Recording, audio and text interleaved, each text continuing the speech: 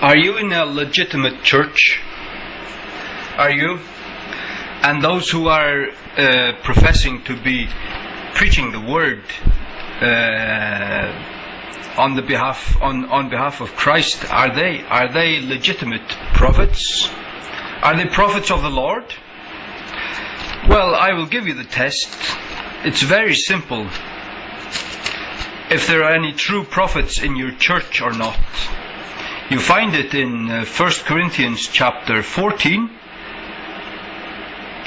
and verse 34 to 38.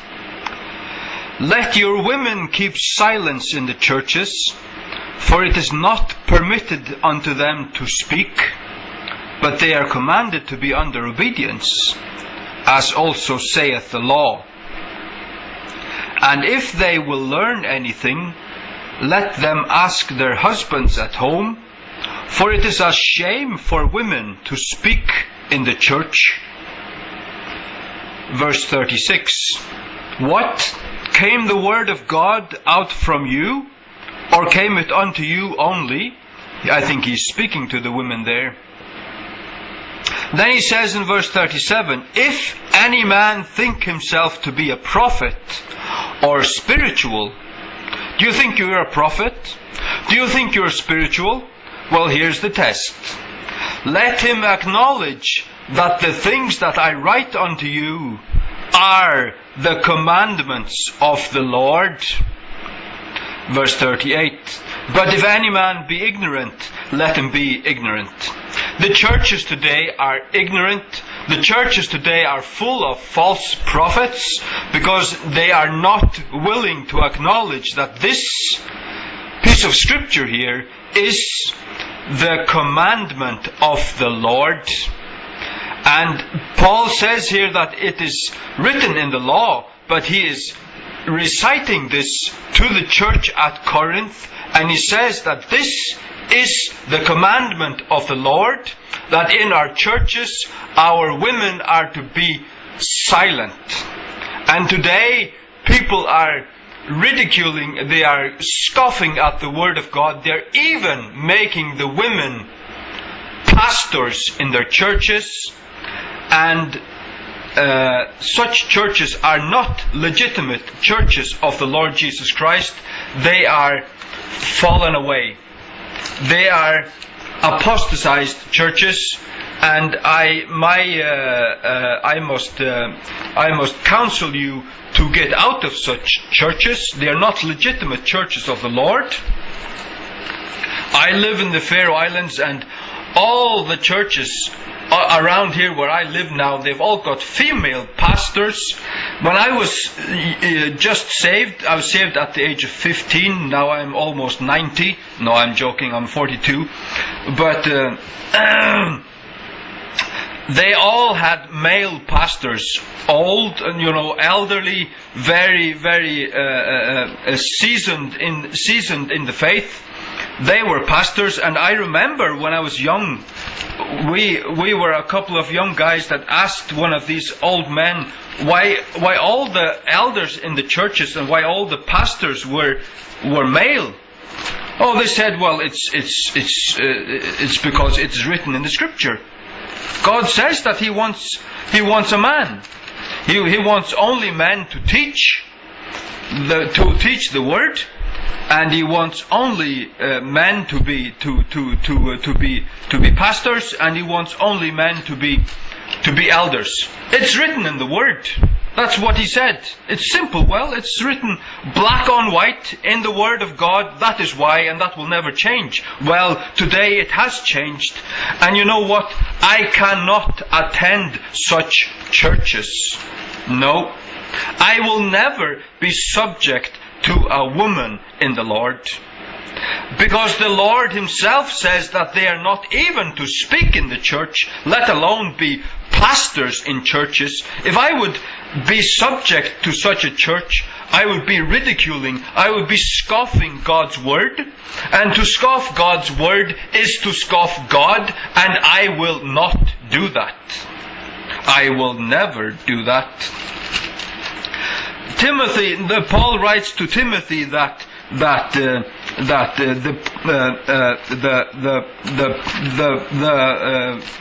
bishops should be the husband of one wife. Husband of one wife. Yeah. How can a woman be the husband of one wife? That's impossible. That's just impossible. And he writes that also to Titus, a husband of one wife. And he writes the same about the elders, a husband of one wife. How can a woman be the husband of one wife? Impossible. Impossible. And it looks like the churches today, they are being led by what the spirit of the world is dictating, and they don't give a hoot about the Word of God. Well, then I don't give a hoot about them. They can repent. As far as I'm concerned, the church is finished. Finished. If it gives a hoot about the Word of God, then they are apostatized. They can repent. The churches can repent. They can repent. Yes, that's what they can. Female pastors is absolutely ridiculous when God says that His pastors are to be the husband of one wife. And then he also says how their wives are to be. They are to be keepers at home and so forth. Yeah. Now this age or these days we're living in, they turn everything upside down. That is called perversion. This is a perverted society, and this perversion has even crept into the churches. Therefore, I have just separated myself from all this that you call church. No. And I have joined myself just unto the Lord and unto His Word, the King James Bible. And I call the churches worldwide to come back to the Word of God. You have apostatized. You are ridiculing. You are scoffing the Word of God. Woe be unto you. Woe be unto you. So you see that if you are in a church where people will not follow the plain precepts of God's Word in the New Testament, we're not reading the books of Moses. We're not reading Moses. We're reading Paul. We're reading the epistles of Paul, written to the churches, and we are still in the New Testament. Nothing has changed. And if people will not respect the Word of God, if they will only jump from one verse here and then to the next verse and build themselves, doctrines on separated verses, but they will not accept all of the Word of God, then they're apostatized, totally apostatized. And what I was meaning to say is that he says here, if any man among you thinks himself to be a prophet, that's what he said.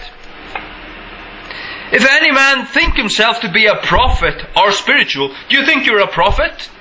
Do you think your pastor is a prophet or that he is spiritual? Well, if he does not acknowledge this precept of the Word of God in the New Testament, then he is not a prophet, he is not spiritual. He cannot acknowledge this, that women are not to teach or to usurp authority over men in the churches. That is absolutely ridiculous. Absolutely.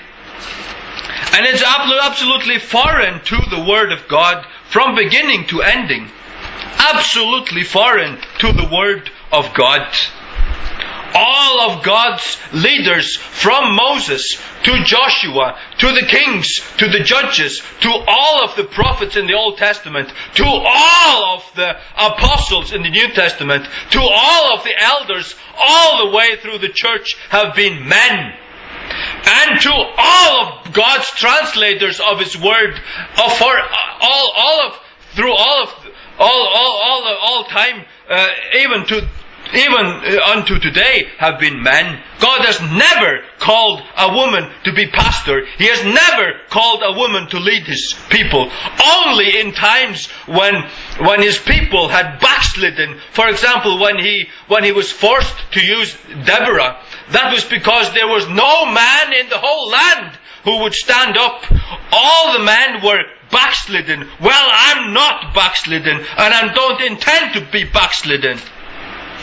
I respect the Word of God, and I call the church worldwide to come back to the precepts of God's Word, to come back to the King James Bible. Throw all of your modern day perversions of the Word of God into the toilet and flush them down to hell.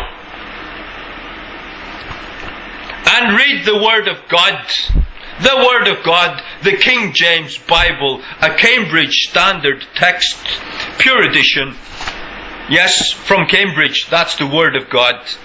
Let Satan wipe his ass down in hell with all of the perversions of the Word of God. They're not the Word of God. If they are perversions of the Word of God, then Satan can keep them. He is the author of them. He is the author of confusion. That's right. That's right. Paul writes how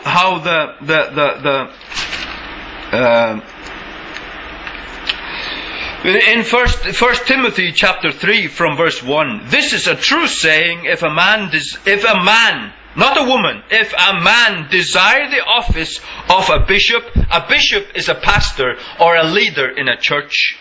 He's the highest authority in the church. God does not call women to be in charge of not even the home, and certainly not the church, and not any country.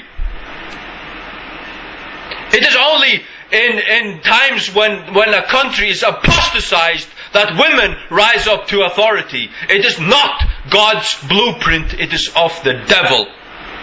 You can wipe that in your dirty face.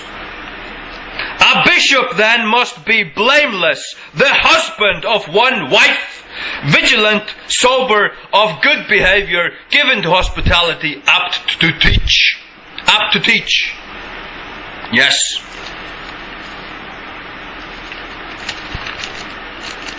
And then 2 Timothy chapter 2 from verse 1. Thou therefore, my son, this is Paul writing to Timothy, thou therefore, my son, Timothy was a young pastor at Ephesus, 23 years old.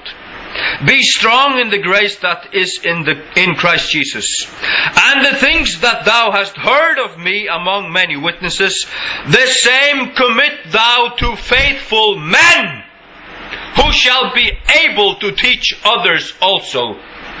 Timothy should teach other men, and they should be the teachers in the churches. Throw the women out of the pulpits of today, and don't be subject to any female pastor in Jesus' name. It's a strange thing that it shall be these modern, hyper-spiritual churches, everyone is lifting their hands, they're praising for 3/4 of an hour, and then there comes a woman up there to teach the church, and the Bible says explicitly that a woman is not up to open her mouth in the church, and she's not to be a teacher, and she's not to be a pastor. You're absolutely blaspheming the Word of God. You don't give a hoot about the Word of God. Do you think God shall respect you? You don't respect His Word. If you don't respect God's Word, then you do not respect God. You don't respect God. You can stand and kiss up into the sky and lift your hands and sing your lungs out, but if you don't give a hoot about the Word of God, then you don't give a hoot about God. Repent, you swine and beast. Have people not learned to read? Don't people read? Cannot people read? This is the plain speaking of the Word of God. Absolutely plain. Even a child can understand this. Oh, it's simple. If a person cannot accept the fact that a woman is not to be a teacher in a church, then he is not spiritual. If he can't accept the precept that women are not to exercise authority in the church, then they are not spiritual. Then they are not a prophet of the Lord. They are false prophets. False prophets. So all of these lovey-dovey, modern day pastors, and they allow the women to exercise authority in the church and to be pastors and all that. They're not spiritual. There's not a single true prophet among them. They're all false prophets. And they are the people that love 1 Corinthians chapter 12 and chapter 14. Oh, the spiritual gifts and so forth. And they pretend to be hyper spiritual, but they cannot accept the simple precepts of the Lord. This is a word of the Lord. This is a commandment of the Lord. And they don't give a hoot about it. And the Word of God tells me that they are not spiritual and that they are not prophets, since they cannot accept a simple precept of the Lord. And those who they would point at and say, oh, they're dead, that's a dead church, oh, those are frozen chosen and so forth, and blah blah blah, and they will laugh and ridicule. They're full of tradition, full of law, and full of, oh, they're also bound up. No, they're not bound up. They're simply, they can read. They've got a brain. They've got eyes in their eye sockets, and they have read the Word of God, and they're trying to follow it. How about you? So the test of a person, whether he be a true prophet of God and whether he be truly spiritual, is not if he's so nice, he sounds so soft and he looks so nice and he's got such a lovely smile and he's got a spark in his eyes and he looks so nice. He's so nice. No, that's not it. No, if the person can accept the simplest of God's precepts, all you need to accept God's precepts in the New Testament is respect for God. God means what He says. God means every single word that He says. Also this. So, but this is a very hard saying to accept, you see. But the ones that can accept this one, the ones that even have respect for this one because it is written in the Word of God, they are true prophets of the Lord. Because their heart is right. Their heart is right toward God. That's it. You see, it's all about authority. It's all about authority with God. It's all about authority. He's not God in your life if you don't bow to Him, if you don't respect Him, if you don't even respect Him. If you respect your wife more than God, who's in charge? Who is on the throne of your heart? Your wife is. And you've trampled God under feet, you swine and beast. You filthy swine and beast, repent. I said repent and be a man. Be a man. If your wife won't be subject to you as you are subject to Christ, then let her go. Let her go. So what? So what? Let God be God. I think it's 2 Corinthians chapter 11 that says, that God is the head of Christ, and Christ is the head of every man, and the man is the head of and the man is the head of his wife. So God is at the top. God has a pyramid, you see. This authority pyramid, or a triangle, it's just for illustration. But God the Father is at the top. Christ has subjected him to God the Father himself. And as a Christian man, you respect Christ. He is king in your life. King of kings and Lord of lords. Not for salvation. I don't believe in lordship salvation. I believe in salvation by grace through faith alone. Of course, that's simple. That's just basic. But as a Christian man, you follow Christ. He is your King. He is your Lord. He is on the throne of your heart. And your wife is supposed to be subject to you. You are her head. And she should be calling you Lord, just like Sarah did unto Abraham. That's just simple. That's just basic fact. God created the man unto himself, and He created the woman for the man.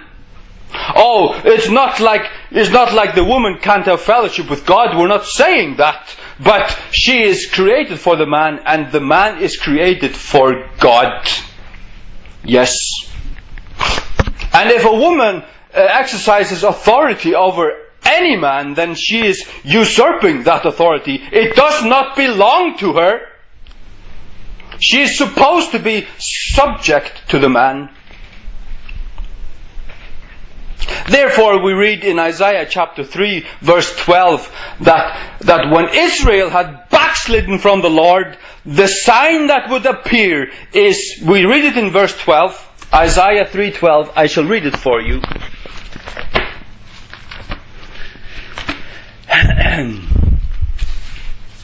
And this is exactly what we are seeing today, here in the Faroe Islands and all around the world. And it is sickening. Isaiah 3:12, as for my people, children are their oppressors, and women rule over them. If you read the whole of chapter 3 in Isaiah, he's talking about that Israel had backslidden, had turned their back on the Lord, and had fallen away, and the men were just totally corrupt. And the thing that would happen was that women would rule. That's a sign of sickness. That's a sign of corruption. And when it has crept even into the churches, it is a sign of apostasy. You don't have any spiritual people there. You don't have any prophets in the churches anymore. Well then, I don't belong among you. I will sit alone at home and translate and proofread the King James Bible. You swine and beast. Why are you calling me a swine and a beast? Well, if you are, you'll know it. And if you are not, you will also know it. Your heart will tell you. Your heart will condemn you. And rightly so. Rightly so. If you are one of these apostatized Christians, quote unquote Christians, then you know it. You know how things were 15, 20 years ago, and the way they were here 15, 20 years ago, that's the way they were all around the world. I know it. Even in America. They can read also in America, I'm sure. And they use the King James Bible also, or they have done, but they don't care anymore about what it says, apparently. Well, I do.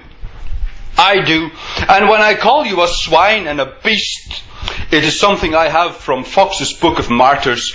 It is something that one of those valiant martyrs said to the people just before they burned him. He just called them swine and beasts. That's what they were, those Catholic murderers that burned him. And they can burn me as well. Oh, I don't care. They can burn me as well. The only thing that I have respect for and that I love and that I'm not going to trample under feet is the Word of God. I would rather trample the whole world under feet. And the apostatized church. Oh, I will fart in their faces. I said I will fart in their faces to show my contempt. My contempt for your contempt of the Word of God. As much as you have contempt for the Word of God, that is how much contempt this man is going to have for you. And I will call you swine and beast. Yes. As far as I'm concerned, you are one with the apostatized church, and the apostatized church is going to be led back to Rome in a very short time. Well, I will not follow you. I will rather let you chop my head off and burn my body. So go ahead, you swine and beast. You know, when we read the books of the Kings and the books of the Chronicles and 1st and 2nd Samuel, we read that, you know, when this man was king, then the country was following the Lord. But as soon as he was dead, you know, as soon as the old prophet of the Lord was dead, then they changed, they turned 180 degrees and they followed Baal.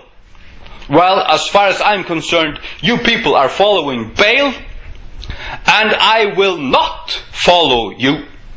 I said I will not follow you to worship Baal. If you cannot be subject to the plain speaking of the Word of God, then you can get lost. You can take a long walk on a short pier for all I care. We don't have the same spirit. We don't have the same spirit. I said we don't have the same spirit. You can say all you want that I sound like I have an evil spirit. No, I don't. No, I don't. I'm full to overflowing with zeal and fear of God and of the Holy Spirit. I will just tell you right up front, I'm not even ashamed to say it. I'm not. Jesus Christ is my life. He's my life. Who's your life, eh? Who's your life? Your wife? If she's king in your heart, then Christ isn't. There can only be one King of Kings and one Lord of Lords. It's just as simple as that. It's just as simple as that. There's only one Lord in your life. My Lord is Christ, and Christ alone. And I fart in the face of every pope and every popish person and every apostatized Christian going to follow the Pope back to Rome. He's the Antichrist. He is the Antichrist. They even say it, that he is another Christ, and the word Antichrist means another Christ. That's exactly what he is. He is another Christ. He is the Antichrist. And the names of the popes, they've all been called, from the first one to this last one, they have been called Vicarius Filii Dei. Vicarius Filii Dei. And if you add that up, the numerical value of that in Latin, it gives 666. Are you going to follow that poop? Are you going to follow the Pope of Rome? Then you are stupid. You are stupid. You can call yourself an Anglican all you want. Well, you're a backslidden, apostatized Anglican fart for all I care. That's what I think of you. You're a fart. I just say that to make you wake up. To urge you to wake up. So spiritually speaking, I'm knocking you upside the head upside your head. Upside your head, you know. I'm knocking you just right up front. Knock on your head. To make you wake up. That's exactly what Christ did in Matthew 23 when he was confronting the Pharisees. He didn't want them to go to hell. He was telling the truth about them, and he wasn't soft. He didn't use soft words. He used very, very hard words to them. He knocked them up the side of the head lovingly, because he wanted them to see their true spiritual condition. They were dead. They thought they knew God, but they were dead. Exactly. They were dead. If you cannot accept even the simplest of the precepts of God's Word in the New Testament even, in the letters of Paul, you just scoff at it. But you love Philippians 4:13. I can do all things through Christ that strengtheneth me. Oh, you love those kind of words. Oh, they build up your self-esteem. They make you feel good. But when there's a precept of the Word of God, when there's something that God demands of you, then you don't even want to look at it. That shows what kind of a person you are. You're a hypocrite. A hypocrite. Someone asks now, what are you trying to say? Where are you going with this? You're only making yourself very unpopular. People will think you're crazy. Well, that's what they said about Amos. He was rebuking in the gates, and he says, the people, the prophets, they seem mad to the people. The prophets seem mad to the people, but the truth about the matter is that it was the people who were mad. It was the people who had gone crazy. They had drifted so far that they didn't even know it. But the true prophet of God, he stands always by the Word of God. By the Word of God. A true prophet of God doesn't smell the wind. He doesn't walk up to the mountains and smell the wind, and just sit and think and think and read what people say. No, he wants what God has said. What has God said? And God hasn't changed His mind about anything. We're still living in the New Testament, And the things that we read in the New Testament, they don't tell us how people thought 2,000 years ago. No. When Paul gives a precept to the churches, it is also to our churches. Never mind what the world thinks. The world has always been far out. The world has always been against God's precepts. But the church shouldn't be. The church ought to respect God's Word if it's going to be God's church. I want to belong to Christ. And I know how to please Him. It is to give heed unto His Word. That's the only way. That's the way I love Him. Many people will come to Christ and say, Lord, Lord, have we not done this and done that, done mighty, wonderful things? And He will say, depart from me, all ye workers of iniquity. What is that? What had they done? They hadn't given heed to the plain speaking of God's Word. They had been lawless. They had lived as though God had not given them any rules or regulations of any kind. And that's the state of the church today. It is absolutely lawless. Well, I will just fart in your faces. You swine and beast, repent. We do not have the same spirit. Christ asks the question, when the Son of Man cometh, will He find faith on the earth? Will He find faith in the earth? That is not the word of faith kind of faith, the miracle working. Oh, I believe in the God of miracles, and then they go to someone to pray for them and something happens. No, it's not that kind of faith. It's not that kind of faith. Even the false prophet will come probably in the name of Christ, probably with a Bible. The last false prophet, the false prophet of the Antichrist, he will do mighty miracles. He will do mighty miracles even. And there were even people, when Christ was walking on the earth with His apostles, there were people who were doing miracles in the name of Jesus Christ that did not know Him, they didn't follow Him, and that's what has been going on forever. That has always been, and that is even more of that today, because there are more people on the earth today, and there's more spiritual activity on the earth today. But I do believe in the genuine. I'm not saying that everyone who prays for the sick and does a wonder and a miracle is from the devil. I do not believe that at all. I have done miracles and wonders myself. Not myself, but the Spirit of God through me. I know that the genuine is, it's there. But what I'm saying is that Christ asks, will he find faith on the earth? What is that faith?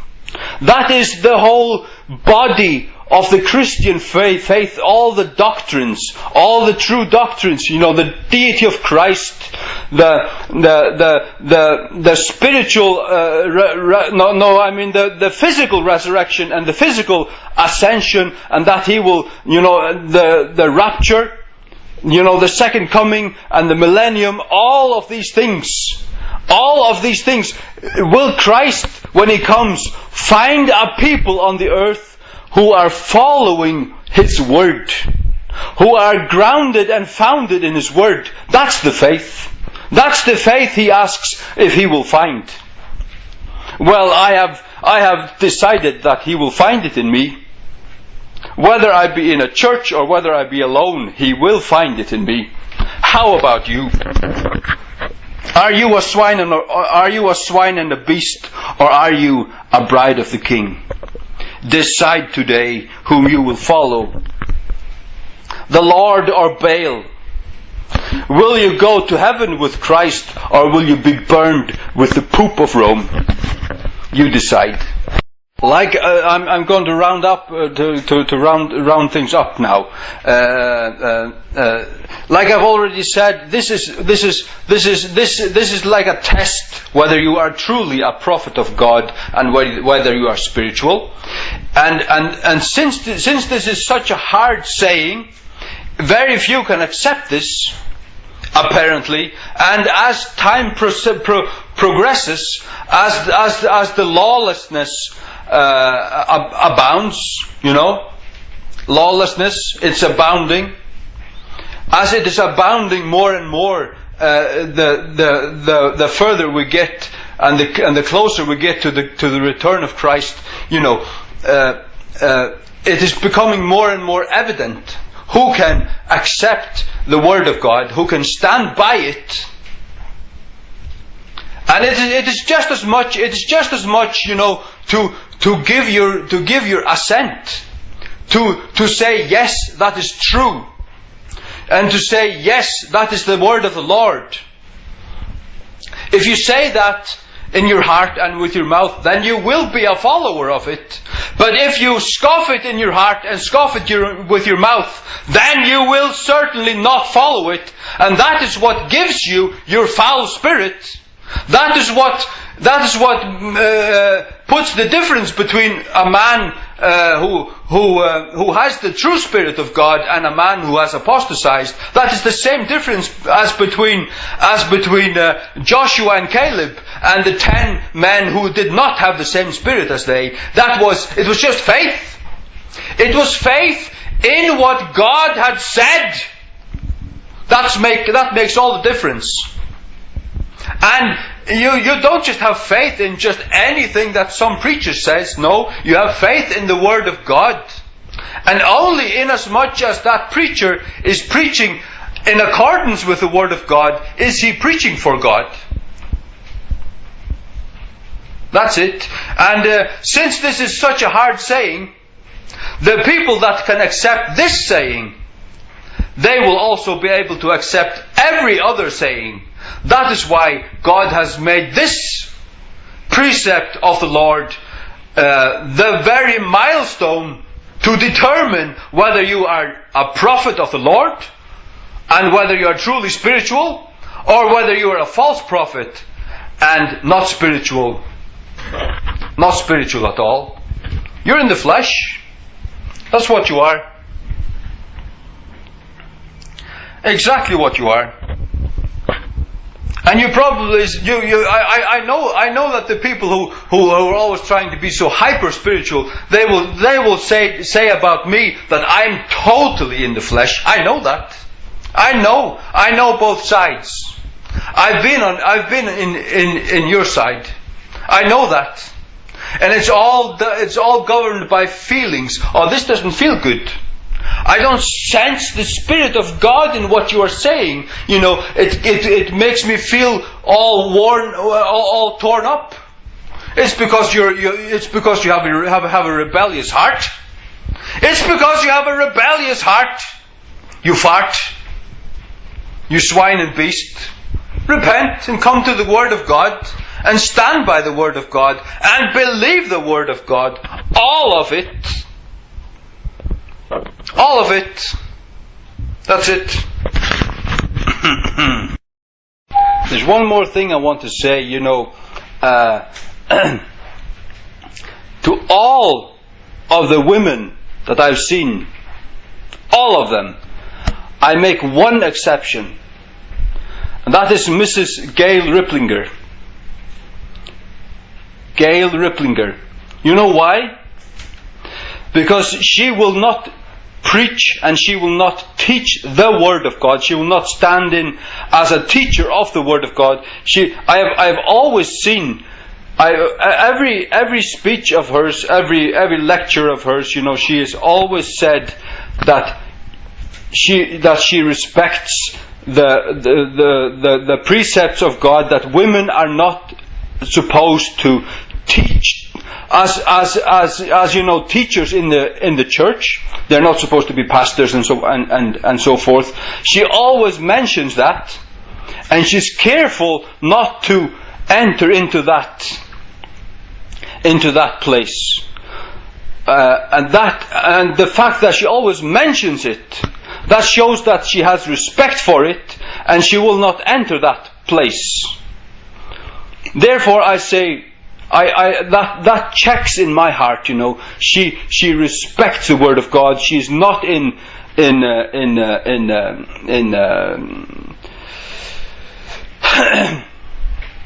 she's not opposing God in any way. But that is very, very seldom. You see that. Very seldom, but she has that, and she must be commended for that very much. So that's it. When you preach this doctrine here, as I have preached, that God puts difference between the man and the woman, then people will always join you with some kind of Muslim fundamentalism and so on and so forth. That's not it at all. That's not true. No. The Bible puts a difference between the man and the woman. God has a different role for them. But God does not condone, treating women badly. Not at all. That's not what I'm saying at all. I have never said that. And God does not condone, treating women badly at all. No. God says to the man that he shall love the woman and so on and so forth. But she has another role. God has another place for her. Her place is the home. Her place, she is a mother. That's the problem. They don't want to be mothers anymore. They want to be career women. They don't want to be keepers at home. They don't want to be subject to their husbands. No. They want to be equal to their husbands. They want to dominate their husbands. That's the sole reason why marriages are not lasting anymore. That's because the man now has a rival. The man has a rival, an enemy in the house. She's not his counterpart. She's not his helpmeet. She's his rival. She's competing with him. She's trying to take his place. That's the whole problem, and that's fabricated in hell. That's all. It's all from the devil, and it has even crept in the churches. And it's not from God. God has a place for the woman, a place that the man cannot fill. And therefore the woman should not try to fill the man's place either. It's confusion. God has written in His Word, even the New Testament, what He wants for us to do. And that's it.